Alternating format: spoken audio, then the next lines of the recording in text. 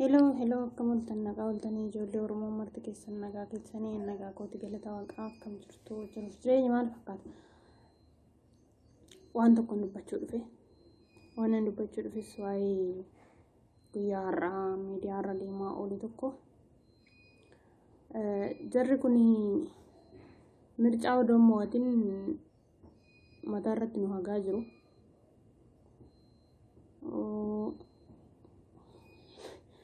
Malaanuu gaa Gondor itti fakkaate ta'ee Bahar Daar itti fakkaate ta'ee Finfinneen hin beeknu. Finfinneen keenya bootaan suni keenya Masqal Addabaabaayii bakkeen jedhamu suni keenya jechaa jiru.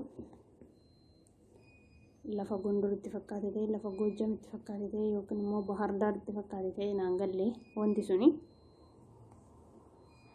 Innaa ijoolleen Oromoo wanta kana akka qoosatti qabuun qabdanii jechuudha. Maaliif yoo jettan wanti kun akka qoosatti wanta qabamullee miti qoosallee miti jechuudha. Amantaan biraa achirratti hin amanamu jechuun kun ammuma bara darbe san namni 3-4 achi dhaabbatee aadaa Oromoo kabajate san lafa ofiitirratti waraqaa kutatee waraqaadhaan naqee kabajate san aadaa ofii waraqaadhaan darbee kabajate san kan immoo waraqaa hin qabne kun mana hidhaatti guuramee kun du'ee kun maal ta'ee kun guyyaa fi halkan daandiirratti rakkachaa oolee bule san ammasumayyuu bara dhufu kana hin kabajatanii wanti jedhu wayii as deemaa jiran natti fakkaate. Oduma filannoo san biraayyuu gaanii filannoodhuma sanii hin mo'atin ammumaanuu Oromiyaa madadaan keenyaa jechaa jiru. Waan kana gaa Oromoon Finfinnee keessa jiraattu waan ati callistuuf hin beeknu. Waan hudduu isaanii dhiqxaniif hin beeknu. Baddaarraa aga dakaatti waan hudduu isaanii dhiqxaniif waan asmaarii biyya irratti goobsitaniif kan mana algaatitti dhalate hunda waan isin kabaja kennitanii fi ijoollee Oromoo algaa abbaa ishiitii fi siree abbaa ishiitii fi itillee abbaa ishiitii irratti kan dhalatte mana abbaa ishii keessatti kan dhalatte waan isin xiqqeessitaniif isin dubeeta. Sharmuxaanitillee mana algaatitti kan dhalatte ulfina argatte Oromoon abbaa biyyummaa isaa dhabe Oromoon mana isaa dhabe waan kabaja isinirraa dhabeef waan kabaja isinirraa argachuu dadhabeef isintu beekaa jechuudha nuti hin beeka. Gaafa tokko garuu seenaan isin gaafata. Musliimas ta'e kiristaanas ta'e waaqeffataas ta'e Oromoon of keessaa qabdi.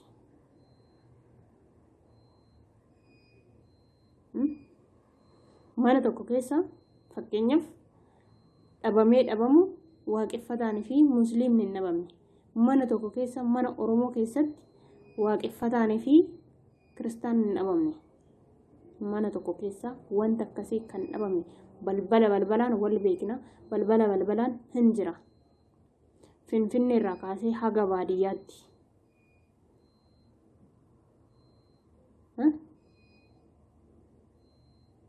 Kana isin immoo waan jettan isintu beeka. Jechi har'a warra musliimaatii dhufte tuni boru kan ilmaan Oromooti.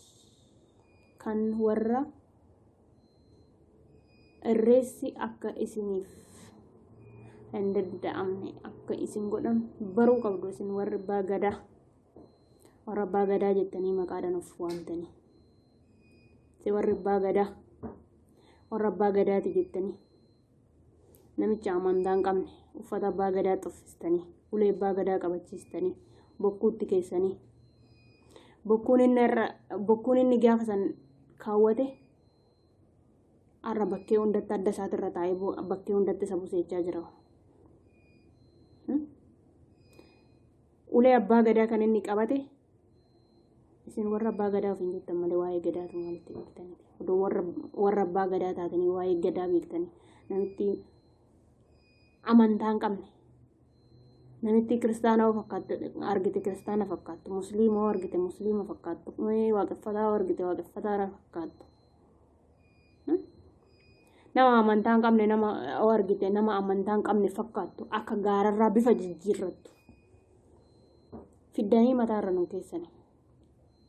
Kan mataarra nu keessanirra immoo aadaa keenya isatti hin kennitan.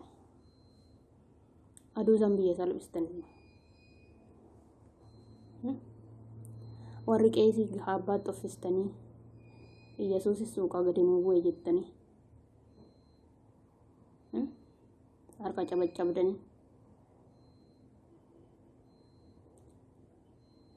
Dhuguma jettan isin. Isin warri Yesuusis suuqaa gadi isin bu'e sun dhuguma jettan. Maaliif yoo jettan? Gaafa Oromoon yaabaddu jettanii afaan keessanii baastanii nuti hoggaa meeqa mulu hiriira harka keenya duwwaa yeroo baanu gaaf tokko hamaarri yaabaddu. Odoo jenne illee nurraa bareeda. Maaliif yoo jettan nu keessa jirtani. Oromiyaa kililii balbalaan jirtani. Odoo jenne illee nurraa bareeda. Isinii ganda keenya keessa teessanii lafa keenya keessa teessanii keenyarraa hodoo nyaattanu keenyarraa hodoo dhugdanu mana keenyatti hodoo galtanu Oromiyaan haa badduu Itoophiyaan haa duroomtuu yaa jiraattu jettan. Itoophiyaan isin jiraachistee ana balleessitu sun maaliif? Eenyuufi jamee kan alatti hin? Itoophiyaan Oromoo balleessitee saba biraa balleessitee amantaa biraa balleessitee amantaa kiristaanaa bichaa qabattee jiraattu sun eenyuushiin? Eenyudha ishiin? Eenyu caalti ishiin? Jamee kan alatte?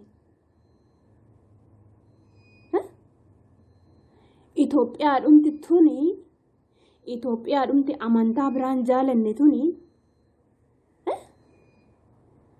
hani dhaladhee haga har'aatitti musliimas kiristaanas waaqeffatas bakka tokkotti arge malee har'uma eessaa dhufteet ishiin amantaa kiristaanaa malee masqala addabaabayitti amantaan biraan kabajamu. Maaliif? Yesuus bakka isatti dhalate?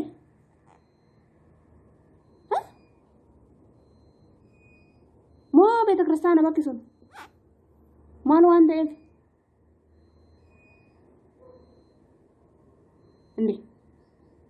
Sababni isaa sababni dhaloonni biraa achitti hin kabajamneef amantaan biraa achitti hin kabajamneef sababni dhaloonni biraa achitti hin kabajneef amantaa isaan kabajanneef maaliif? Sababa isaan kaa'uu dandeessu? Maaliif akka ta'e? Taabota bakka jira? Moo masaaf quddusii bakka jira?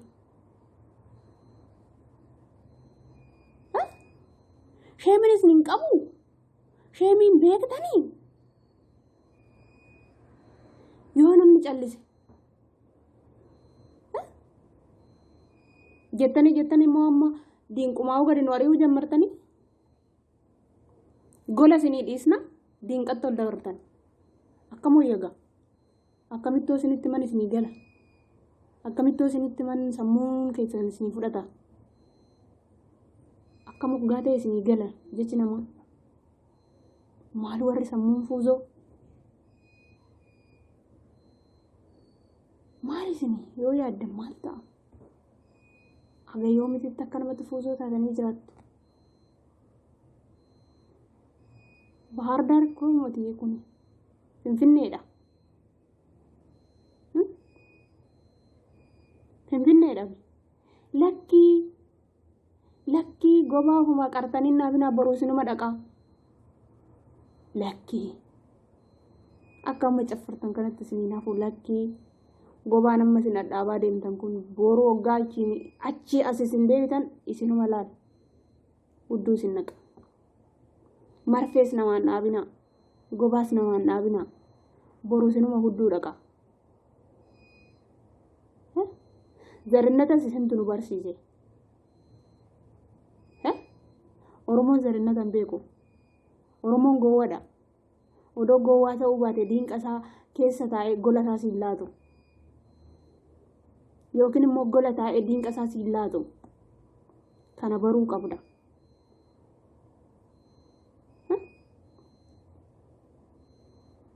Biyya keessan keessa maaltu jira wanta Oromoo? Kan jirtu iyyuu kennuu baankiidha. Baankii sana hundatti bidda keechan. Akka waan Oromoo argitanii gubdanii bakkasitti. Dhagaadhaan balleessitanii dhagaan mastaawutiidhaan balleessitan. Akka waan gubdanii waan maqaan keenya irra jiru. Nuti odoo barbaannee dhagaa miti kan balleessinu isinuma balleessina malee. Maaliif hojjetan ganda keenyaan balbalaan jirtu waan ta'eef. Hin barbaannu malee. Nuti nagaa barbaanna. Oromoon nagaatti amana. Waaqa sodaata. Waaqa isa uume sodaata.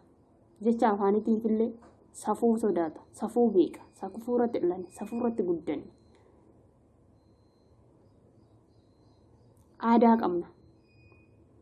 Waaqeffataas ta'e, musliimas ta'e, kiristaanas ta'e safuudhaan guddanne. Nuti Oromoo safuudhaan guddanne. Safuu beeka. Safuudhaan nu guddisa warra keenya.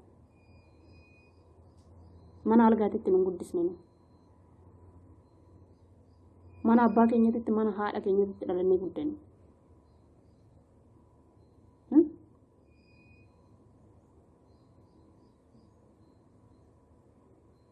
Sinii gala?